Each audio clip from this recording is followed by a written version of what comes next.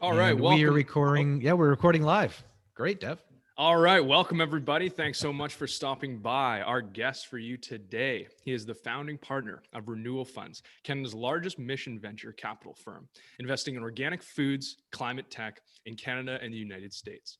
Joel is a frequent public speaker, board member of the University of British Columbia, co-producer of the Integrated Capital Institute, and the co-author of The Clean Money Revolution, Reinventing Power, Purpose, and Capitalism. Please welcome Joel Solomon. Hey, Joel, how you doing today? Pretty good. Thanks for the invite and for the good introduction. Thank you. Thanks so much for stopping by. It means a lot to us. Yeah, it really does, Joel. I really appreciate you dropping by. And so you're up on Cortez Island right now, and we're down we're in North Vancouver. And yeah, it's been really cool. It's been a really cool journey actually since I met you. I just you may not even know that we were actually just talking this off camera that I was down in the Amazon rainforest with Lynn Twist and our whole family in 2010, and a lady that was with us on our journey there, Bonnie Meyer, who her and her husband started Silver Oak Winery in California. And Bonnie's just a beautiful, amazing lady. And she came up to Vancouver, and she was stopping through on her way to Cortez Island to go to Hollyhock, the Hollyhock, which is a conclave of incredibly minded, socially responsible or social conscious people. And she stopped by either on her way back, and she was having dinner on our deck right out here, and she goes, "Nigel, there's a guy you just have to meet." And I'm like, "Oh yeah, who's this guy's name is Joel Solomon." I'm like, "Okay, Joel, I don't know, never heard of him." Joel Solomon. She goes, "No, you have to meet him. Here's his number, call him up." So I think she went back to California. A couple of days later, she left me your card or so. So I called you and I said, "Hey Joel, this is Nigel Bennett. You have no idea who I am, but Bonnie Meyer said I have to meet you. And is there any way, I just came out of the rainforest. I've had a big awakening, social awakening and spiritual awakening in the rainforest with the Oshawa people. And I just have to talk to you." And so I met you, and we had coffee or a beer or something in Gastown. And from then on, it's been I really appreciate everything that you have done and you guys do, from Hollyhock to your book. And you then invited me to come up to Hollyhock on Cortez Island. And then I think you wrote me into doing a talk, which ended up being probably 90 minutes as opposed to 3, which you said it was going to be. and so I met so many incredible, amazing people at Hollyhock doing incredible things to make our world a better place. And that all came, I guess, from Lynn Twist through Bonnie Meyer to you. And it's just been a heck of a journey so far. So I want to thank you for that. And so just one bit on our part of our show here, what we do with our guests, we do something called Two Truths and a Lie. Yep. So Dev and I are going to have to guess which is the lie here. So I'm going to read these things out right now. So first thing, gardening taught me a great business strategy. That's interesting, because I've seen your garden up on Hollyhock, and it's one of the most incredible gardens I've ever seen. I helped organize an Allman Brothers concert for Jimmy Carter. That's really cool. Good old Jimmy Carter. And then third one is military school was fantastic training. Oh, I don't know, Devin. What do you I don't know here. Like, what do you think? What are you thinking? I'm believing in the gardening, teaching you about business. I can understand that. Yeah, that's basics about business. Yeah. Organizing the concert, Jimmy Carter. Okay. Wow. Military school is fantastic training. I'm gonna go with the military school. Yeah, I'm gonna go military school as well. I'm gonna say I'm not sure if you went to military school. Maybe you did. I don't know, because you're American originally, right? So yeah, I don't know. What is it? Well, I had to drop out of military school. I couldn't take it. So you actually were in military school. I was, but I got to put in a word on the Allman Brothers concert, because there's a film out right now called Rock and Roll President, and it's on Netflix. Yes. And it starts at that Allman Brothers concert, really, or that's the first big action. And I had, back in those days, when you ran for president, in order to qualify for matching funds from the government, that's what they do in presidential races, you had to raise $5,000 in 20 different states from at least 20 people. Right. And because Governor Carter did mix it up with rock and roll stars and things like that, that's one of the ways that an unknown governor from Georgia managed to get that $5,000 in different states.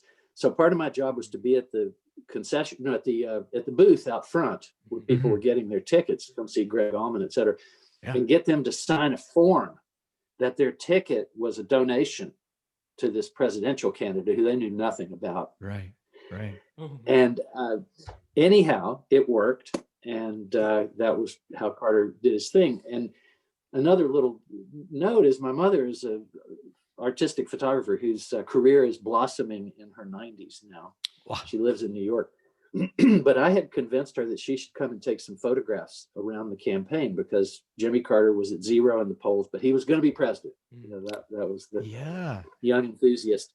And so she was at that Allman Brothers concert also taking pictures from backstage of Greg Allman and Jimmy and things like that. So anyway, there's a good story for you. Wow. That's incredible. And then it's actually really cool because the inauguration of Joe Biden, recently here, Jimmy Carter couldn't make it, but he was watching. He was watching on TV, and it was they mentioned him. He's an incredible person. Yeah, and apparently at 90 plus years old, he's still working with Habitat for Humanity, slinging a hammer and banging in nails, and absolutely incredible human being for sure. Yeah.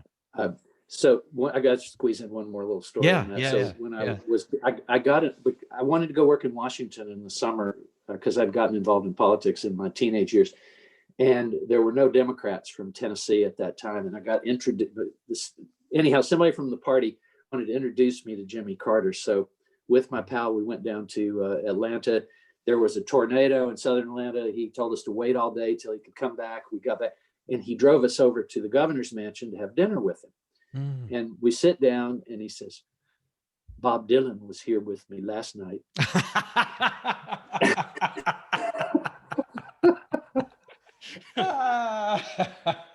Oh God. Yeah.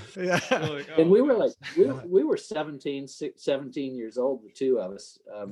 And we walked out of there, high-fiving all the way to the car and all that kind of stuff. And then sure enough, the guy, he got elected. It was an unbelievable story. Yeah. Oh my gosh. Yeah. Yeah. The peanut farm. Wasn't he peanut farmer? His brother was a peanut farmer. Yeah. Amazing. Wow. Incredible. Oh my goodness. Okay. I think we can talk about this on a podcast. I guess I shouldn't show it to you, but there's a new grandchild got born. Hey, there you go. There you go. Congrats, guys. That's awesome. Congratulations. That's incredible. Dana's pretty happy there. Yeah. Oh yeah. Yeah. Oh yeah. Oh wow. So what number is that? 4. It's our daughter's first child. It's our daughter's first child. Oh wow. But congratulations. Dana brought 4 kids into our marriage. So she came with there was a whole team I married into. Oh, that's super cool. That's super cool. That's great, guys. Way to go. Yeah, that's awesome. Yeah, man. Wow. I don't know how to do a segue after that. Oh, what I'll do is go ahead, Devin. Yeah. Well, I also interested in the gardening taught me a lot about business strategy. Is that just staying focused or what? Tell us a little bit about that. I went to a bit of an esoteric gardening school in West Sonoma County in California. Mm-hmm. And I was in the seek and search years trying to figure out what to do with my life. The world seemed a little weird and I wasn't quite clear on it. So I went and skied in the mountain, lived in Driggs, Idaho, and did cross country skied and all that kind of stuff. But anyhow, I'll keep the story shorter. I went to a 5-week training in French intensive biodynamic gardening.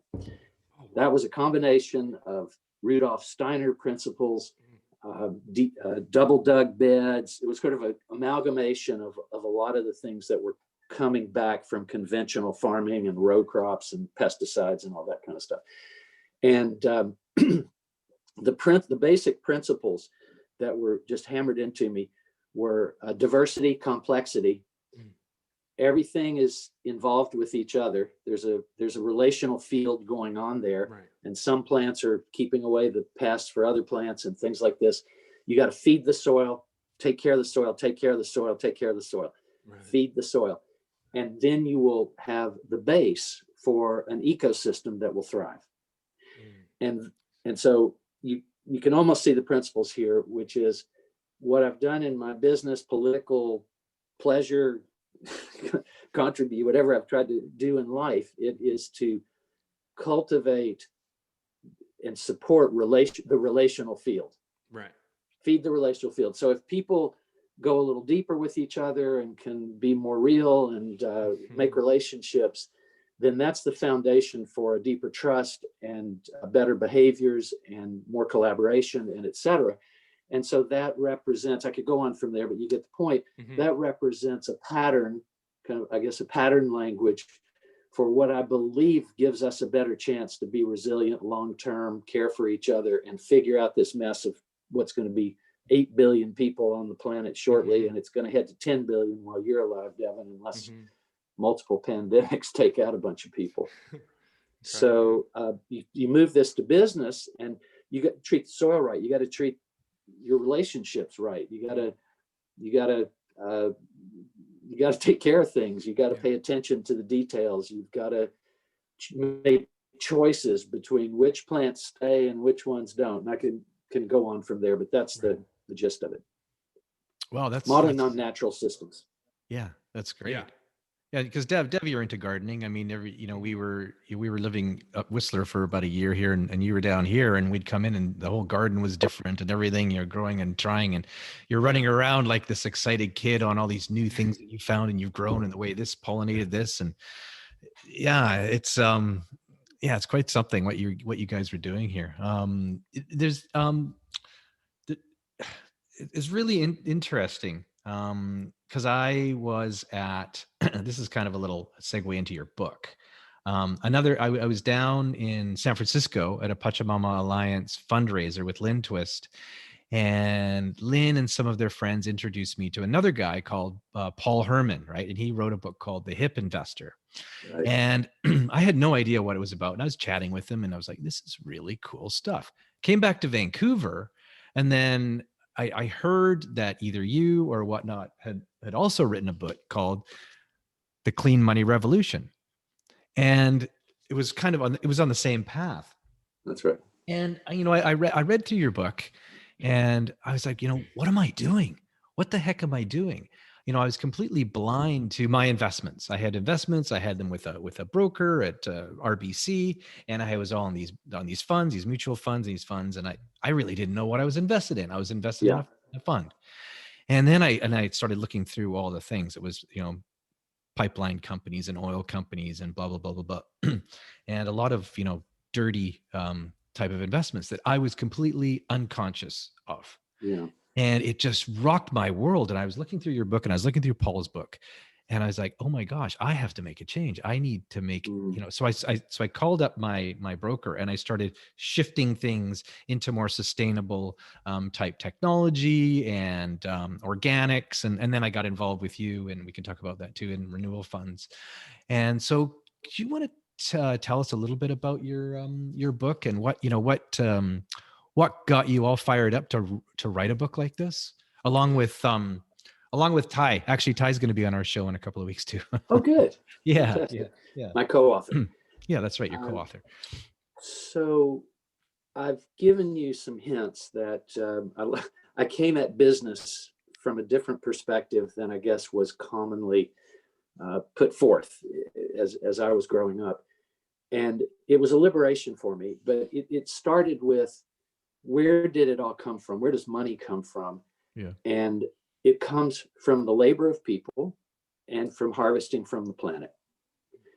You could make those adjectives more judgmental, but I'll just keep them simple for now. And what? Oh gosh, I'm sorry. I have to plug. No, you're good. Okay. Okay, you can handle that. Didn't get this charge. it'll hold up for us. Okay. So I became, and I had grown up through the 60s. I sort of became of consciousness during the 60s. Yeah. My mother was a very questioning of things and such like that. My father was a child of an immigrant who wanted to make good and successfully did that, took care of his family, got into shopping malls. But I was troubled by what was going on in the 60s and the questions about capitalism, what is it, et cetera. Mm-hmm. So I basically got on a path to say, how can I engage in these worlds and do it differently in a way that feels good to me? And these principles of feeling that it was my responsibility to know more about my money and where it came from. Even if I took shopping malls, for example, what was it that was being sold? Who was making those products? What were the conditions they were in? Where did the minerals and all the materials come from and things like this? And so it became, and you see it combines in the gardening side too, the nutrients and what kind of conditions and et cetera. So I just took that on as a philosophy that it was important that I try to know more about money and where it comes from and what my responsibility in it might be. Right. And that led to choosing to, first of all, it led to realizing there's no perfect. You're not going to solve it all, but you can take some responsibility to do better. And you do get to make choices. We make choices all day long about money. Mm-hmm. And those of us that are lucky enough to have more than enough end up influencing a lot of things that we are not aware that are happening when you track that money around the world and where it all came from. So that became a driving principle for me. Take responsibility for the impact that I get a pass card on from society. I'm not supposed to have to think about that. As long as I've got money, all is good. So that led me into all kinds of ethical and moral, spiritual questions, political questions. Yeah. And and I had to realize things are imperfect, but population looks like it's accelerating. The planet, the environment is suffering. Will we have enough food? All these kinds of things. So that's the baseline that I had to go back and think about. What did business engagement look like given those core principles? Right. And then then where did you go from there? Like you in your book here, you talk about all sorts of things that people can do moving forward. Like me, I had an awakening, and I'll share another quick story for you that I was, I do an entrepreneurs conclave in Boston at MIT every year, and I've been going for 17 years. And in my first, in 2009, that's when I met Lynn Twist. Lynn Twist was a speaker. So she came in and she's standing at the front of the room and she has a reusable, water bottle, right? And all of us have been there 4 days and we have 5 plastic water bottles on our desk, each one of us on our desk. And, we're just drinking them. And she's up there and she looks around and she said, "Boy, what are you guys doing?" And we're like, "I don't know." She said, "I've been using one of these for, 4 or 5 years now. And I haven't had a plastic water bottle for so long. Did you realize that all those are going to end up in the dump, and X amount is created every day in the United States alone and goes to the dump?" I was just not aware. I wasn't aware of it. I wasn't aware. It wasn't my fault. It wasn't the people in the class. We just hadn't been educated on that. We didn't know. And same thing goes for what we're doing here. What you're doing is that when I came back after I'd met Paul Herman in San Francisco, and then I met you, and then I saw your book, I wasn't aware where my money was going, what I was invested in. And I was invested in, from mining to all this dirty technology. And it just didn't sit right with, but it took an awakening. And it's just that we just don't know. People just don't know. So that's right. Your book, what's the effect been on your book, moving forward? Because I know it's been out for a couple of years, a year and a half, 2 years now, right? And you've been, it must be shaking people to the core, once we realize what we're doing. Well, you also have put out a book, and you get to hear a certain amount from the readers. And then you also, it's a way to go beyond one-on-one conversations or this kind Right. of conversation, and put it out there, and you hope that it can touch, move, inspire, Yeah. and cause action. And it's, an obvious audience is young people, because Yes. then you might be influencing a 50-year pattern. Absolutely. Yeah. And I know. then you have the rise of the feminine, and women are getting more in charge of money and capital, and they're thinking about these things, and just it goes. Consciousness is rising about these simple facts that get very complex when you dig into it. Like, Sure. we need the products of a lot of mining. We do. We need fuel. We need all these things. Can we do them better? Mm-hmm. Yes. Can we make them cleaner? Can we make them more sustainable? Can we, be smarter about the things that keep society running?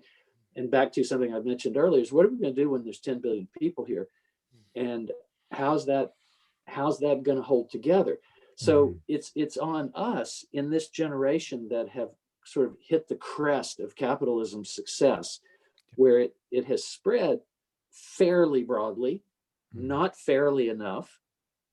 Many people are still left out of the game. There's a lot of imbalance of how power is given to those who can buy who can pay for it. And you can end up influencing politics with your money. You can do all kinds of things with that. So, but we need a pathway towards a balanced enough future that we give the next generations an opportunity to actually invent what that might look like and how it might work. And that's our job right now. We have to think about those future generations and do what we can. Right. Exactly. Yeah. I really like what you're doing with Renewal Funds.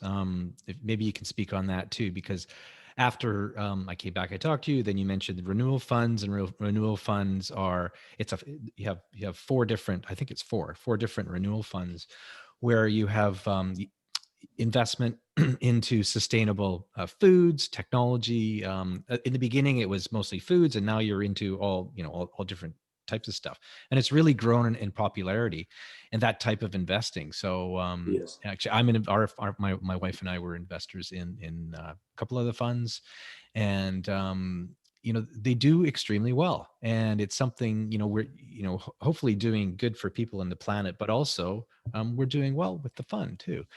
So do you want to speak on what Renewal is and maybe how that got going? Or Of course. Its mission. Love to speak about that. Well, this is what happens when you follow a pathway that comes from your values, your understanding of your mission and purpose, and then you move into the pragmatic world and try to do something.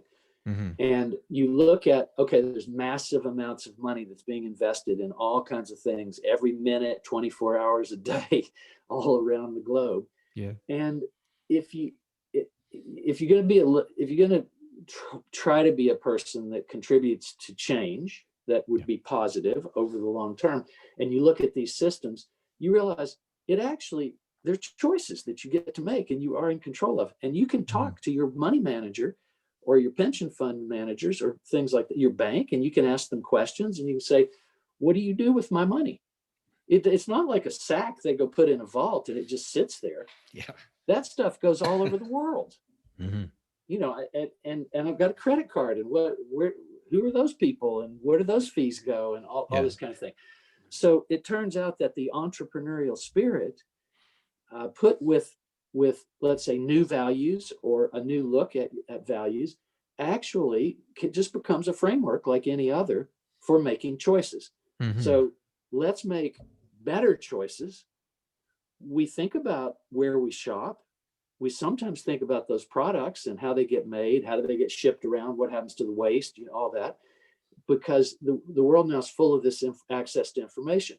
So once you know that these things are, first of all, possibly out of alignment with what you believe in, and then secondly, that there are solutions, why not get the joy of working in solutions?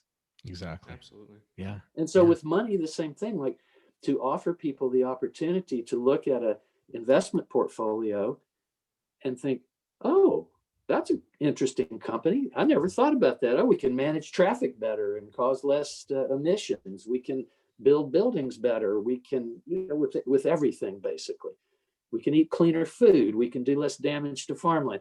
Once you go down this path, you're in some trouble.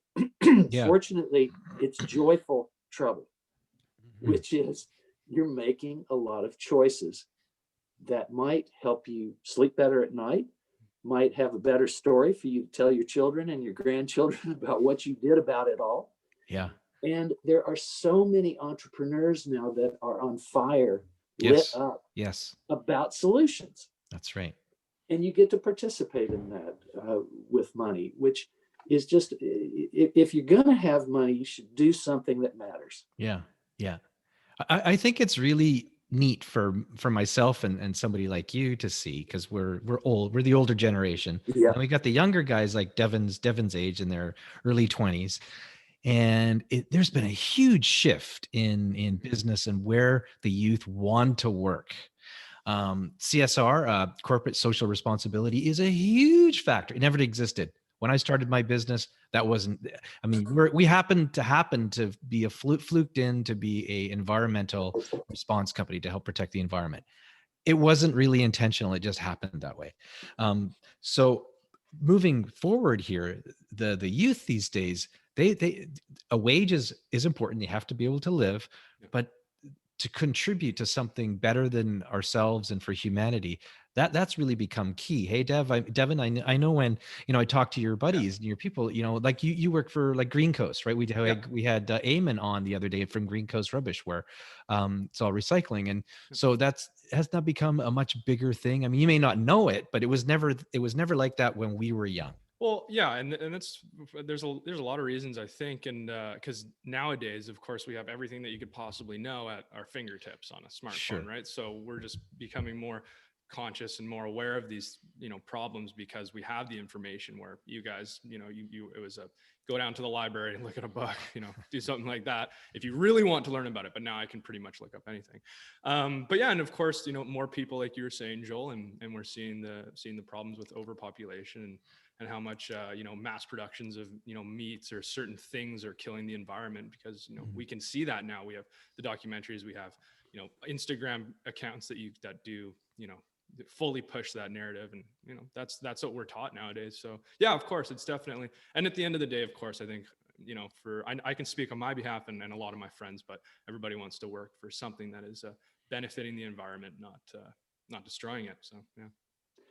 And there's some very interesting things that follow this, which is, if you're a company and you've been used to doing business where you just pay your environmental fine if you need to, or you shuffle to another country if they put up some regulations.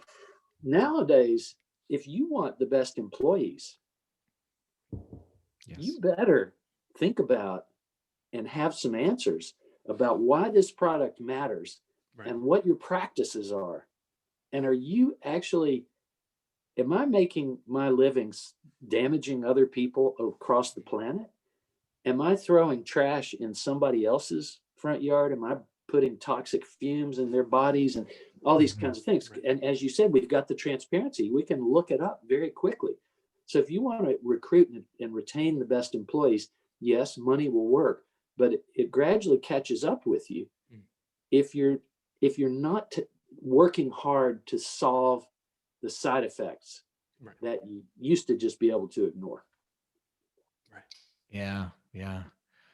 So there was something that you mentioned there, actually the other day here, where you say the future is watching us. Oh, yeah. And how do we do better?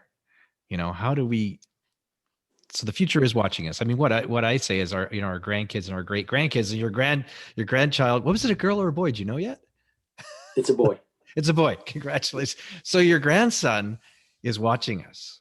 That's right. And so what can we do better for our grandkids? How do we become heroes to our grandkids?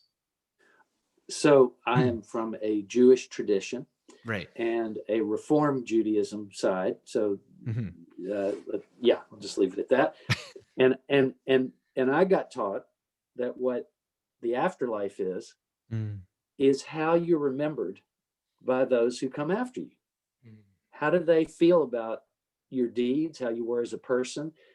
And I liked that image a lot because I struggled with some place I would go to where I'd, some kind of a heaven that was a place I'd actually show up in, and then Right. I don't know who governs that and how you do transactions there and all that. Yeah. But for me, the concept, it was such a relief to think, oh, my job is to be the best person I can, so that after me, family members or anybody that's going to remember for a little while at least, I want them to be proud of what I did. I want them to be inspired by how I lived my life the best that I can. And I want them to have an experience of this part of life where you struggle and you go deep to figure out what you really care about, and then live your life that way as a model that influences other people in your community and things like that. And so I think this is an old principle, but I believe that future generations are watching us this moment. Yeah. And I like to say they're scratching their heads going, they definitely are. What did you, how did you come? And we have the capacity. We live in an incredible era where some number of us are super privileged and have access to all kinds of things. We better use that for stuff that matters. Exactly. If we want it to be, if we want Devin's grandchildren to have a shot at a decent life. Yeah. So it just, once you come to a principle like that, you can relax and just keep remembering it. Yeah, I love what the a lot of indigenous cultures say is that it's what you do today. You have to think how it will affect 7 generations in the future, and also and from the back is back in the front, 7 generations forward, and that's mind-boggling. And that's been, a pillar of indigenous society, and I don't know if it's global, but I know it's here on the west coast of Canada in the United States. So. Yes, and I got exposed to that thinking also, and I can relax now once I've realized that there are frameworks, there are visions of what life is about that actually make sense and can provide comfort and give us great joy at the opportunity to act with caring and with heart and conviction and with our ethical principles, and that you get to live a life like that is an incredible privilege. And if you have that privilege, which a lot of people on the planet do not have, if you have the privilege of access to resources and all kinds, you better step up and do your best. Because there's no excuse otherwise. If you're it's our responsibility. That's right. And if you don't have access to those resources and you're trapped without education or without access to various opportunities, you're in a cycle where you're effectively just scraping by to survive and keep food in your kids' mouths. And you actually have I have responsibility for that. Can I solve everything? Of course not. But I can do my best and influence the world around me, and I have to. And collectively, you can make massive change. It's do I really make a difference? Well, if I do my little bit, collectively, we do make massive change in the world. We may not see it, but we do. And we just have to keep, we do have a great responsibility. I totally agree with you. Yeah. So I guess on that note, hey, Deb, maybe we should wrap it up and let Joel, because Joel's got to get to Vancouver to see his new grandson. Absolutely. Yes. No, huge, big day. I just got one last question for you. So let's say, hypothetically, you can step back and talk to the version of you that was living in the 60s, searching for something. What would be your key point that you've learned nowadays that you would express with the younger version of yourself? Oh, that's good. Yeah. Well, the starting place is explore meaning and purpose. Right. There are lots of historical things to look at. There's all kinds of people that express various concepts about it. choose for yourself. There are a lot of options, but do try to find your moral and ethical and spiritual compass. And then the rest starts to inherently get healthier and better and more positive. Now, tragedy happens, things you can't control happen, but I believe that I believe we're seeing a wave of consciousness rising in next generations for all kinds of reasons that have access. You just mentioned earlier, you look at the phone, I can find anything on the planet. Well, that raises the bar on our behavior and our choices. And future generations are watching, even young ones. And so it's this pretty simple thing. Leave a better world. Everything you touch, make it a little better. Examine yourself for where you aren't really, where you realize you're not quite up to the standards that you have for yourself. And know that the world is full of lessons and information and experiences and all kinds of stories and etc. So we're in an incredible time. We still have too many people that don't have fair and equal access to these things. Our job is to keep making it less divided, with a few of us have everything and everybody else works for us. Those principles have got to go. They've got to change. And it's going to take some generations to pull that off. But now we have the information, and it's our job to get out and do things that matter. Yes. Wow. Absolutely. Well, thank you awesome. so much for that. That's incredible. Yeah. If you'd like to know more about Joel, we'll put some links in the description for you. Definitely check out the book, The Clean Money Revolution, Reinventing Power, Purpose, and Capitalism. I just want to say one more time, thank you so much for being on the show. You guys are a lot of fun. Thanks, Joe. I really appreciate it. I really appreciate you, what you're doing, Dana, your whole conclave of people that you've connected us with, and thank you so much. And go enjoy your grandson. Yeah, and I'm really glad to meet you, Devin. And Thank you. and I look forward. When will we get to hug people again? Yeah, I know. Yeah. It's very true. Yeah. Oh my goodness. That's crazy. It's crazy. Oh, well, thanks so much, Joel. Yeah. Thank you. I think stop the recording at that.